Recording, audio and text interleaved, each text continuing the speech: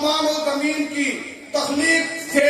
50,000 سال قبل کلام پاک کی ملائکہ کے سامنے تلاوت فرمائی تھی، تو مجھے یقین ہے کلام پاک کی ان آیات جن آیات کے اندر حضرات صحابہ کرام رضوان اللہ علیہم اجمعین کا تذکرہ موجود ہے، ذکر خیر موجود ہے، ان آیات کی وجہ سے وہ پہلا اجتماع تھا جس اجتماع کے اندر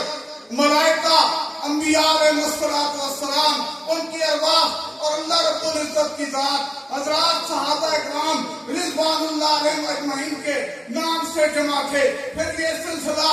آگے چلا ہے اور امت اپنی 1400 سال کی منازل طے کرتے ہوئے اس عنوان سے جمع ہوتی چلی آئی ہے، قربانی دیتی چلی آئی ہے۔ آج آپ کے اشتہار کا عنوان ہے مدح اصحاب رسول، یہ عنوان قرآن پاک کا بھی عنوان ہے، یہ عنوان نبی اکرم صلی اللہ علیہ وسلم کی احادیث کا بھی عنوان ہے، یہ عنوان فقہاء کی فقہ کا بھی عنوان ہے، یہ عنوان محدثین کی حدیث کا بھی عنوان ہے، یہ عنوان 1400 سال کی امت کا عنوان ہے، یہ عنوان وہ عنوان ہے جس پر کسی نے قرطاس ابیض کو اسود کیا ہے، یہ وہ عنوان ہے جس کے اندر کسی نے اپنی خون کی لالی سے رنگ بنا ہے۔ آج میں اللہ رب العزت کے شکریہ کے ساتھ ساتھ پیام مصطفیٰ یونٹ مرزا کا بھی شکریہ ادا کرتا ہوں، ان کے قائد